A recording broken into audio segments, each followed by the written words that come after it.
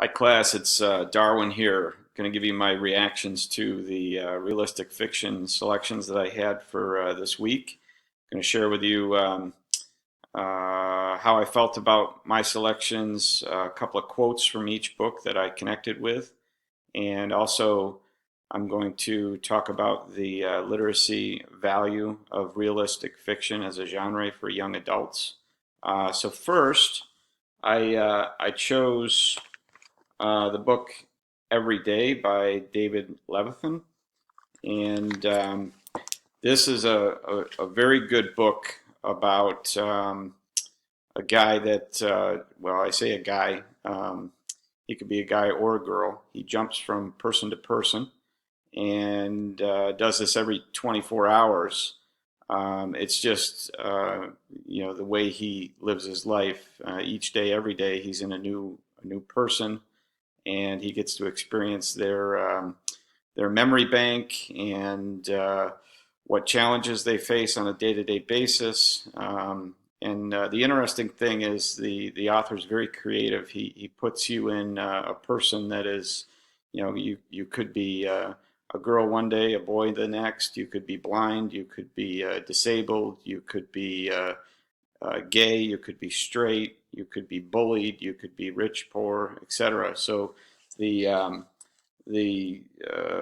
variations are limitless, and this author takes full advantage of that and puts you in all these situations. But um, in one part of the book, and I think it's kind of maybe a bit of a turning point in the book where the main character A um, is discovered by one of the persons that he occupied for 24 hours. He made a few mistakes and didn't cover his tracks.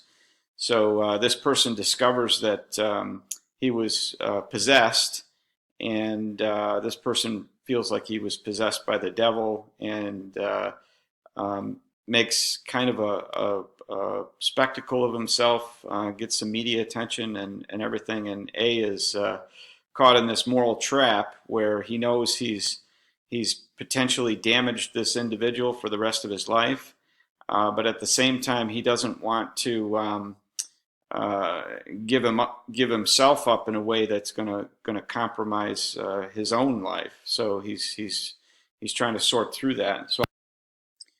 So the quote goes, my best bet is for him to start feeling that he is indeed crazy, which is an awful thing to wish upon someone, especially when he's not crazy. I want to ask Rhiannon what to do, but I can imagine what she'd say. Or maybe I'm just protecting my better self onto her, because I know the answer. Self-preservation isn't worth it if you can't live with the self that you're preserving.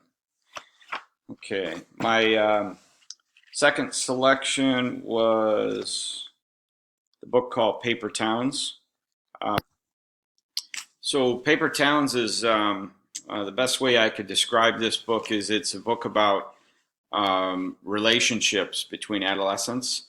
So you've got a group of friends that are together, supporting each other on this quest, this mystery that they need to solve. The main character Quentin, he has this experience with a girl. He's got a crush on this girl, and he's got a special relationship with her. The particular quote that I want to read is a part of the story where Quentin starts to question whether he really knows this girl or not. Is his relationship superficial, or is it genuine? Does he really know her character, or has he placed her on a pedestal, so to speak? And all at once, I knew how Margot Ross Spiegelman felt when she wasn't being Margot Ross Spiegelman. She felt empty. She felt the unscalable wall surrounding her. I thought of her asleep on the carpet with only that jagged sliver of sky above her. Maybe Margot felt comfortable there because Margot, the person, lived like that all the time, in an abandoned room with blocked out windows, the only light pouring in through holes in the roof. Yes, the fundamental mistake I had always made and that she had, in fairness, always led me to make was this: Margot was not a miracle. She was not an adventure. She was not a fine and precious thing. She was a girl.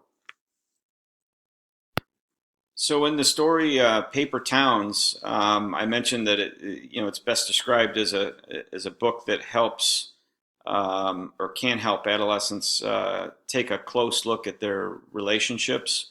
And there's so much in this book that young adults can connect with. There's the relationships with your group of friends, the ones who support you through thick and thin, the ones you argue with, the ones you fight with, the ones you love. There's the relationship with the girl that you've got a crush on, and you're not sure if she's got a crush on you. There's the relationship with the bully. There's all kinds of things in here, and I think what the literacy value of this kind of book is you can teach these things. You can teach meaning of what does a superficial relationship look like?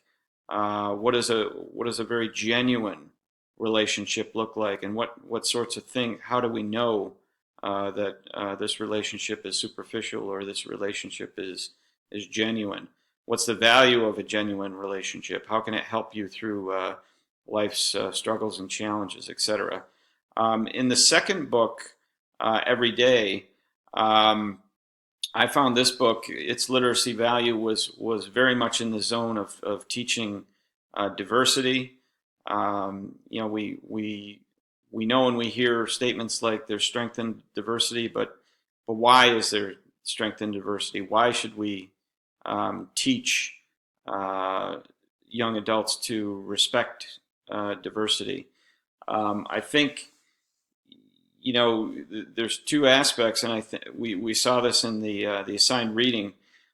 First, for me, my eyes were open to this when I started reading about the statistics of adolescents that are searching for their own identities, and those who are conflicted about who they are, who they want to be. Have a tendency to get lost inside themselves. You might be gay or lesbian, and you might feel like you're a social outcast, and your feeling of self-worth is not there because peers have alienated you. And I think this is one of the unfortunate circumstances in schools today is there has to be a climate of acceptance so that these individuals with who are different feel accepted, they feel connected to their social groups, and they don't feel alienated, and they don't find themselves on this perilous self-destructive path. So again, that in and of itself is a huge reason to promote strength and diversity, acceptance of differences, whether they be disabilities or sexual preferences, etc. Also, I think one of the statements in the article is the author's talking about teaching diversity in a way that rehumanizes people. So when we teach diversity in a way that rehumanizes people, I think we're talking about ways that we can have individuals experience what it's like to walk a mile in the shoes of somebody who's in a wheelchair each and every day, or what it's like to be gay, and how that feels in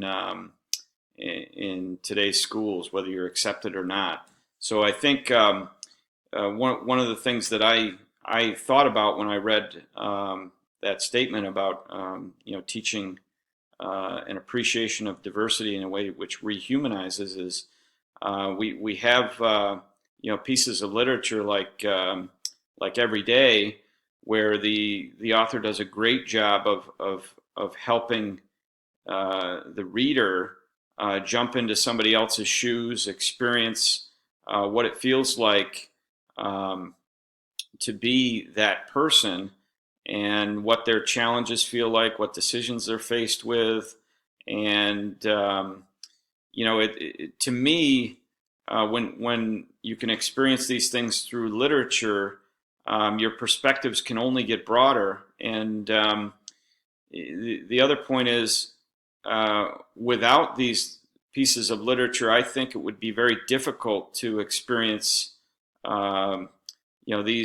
these perspectives in any other way. You've heard about kids that have sat in a wheelchair for a day just to experience it. But how would you do that if you wanted to feel like what it was like to be poor, or what it was like to be gay and to be outcast? I think these literary experiences help young adults gain perspective and broaden their own, question their beliefs, broaden their perspectives. And I just think that it's a great tool to rehumanize these aspects of differences. So again, I found the genre of realistic fiction to be highly beneficial. Lots and lots of teaching opportunities for all kinds of typical challenges and problems that adolescents face.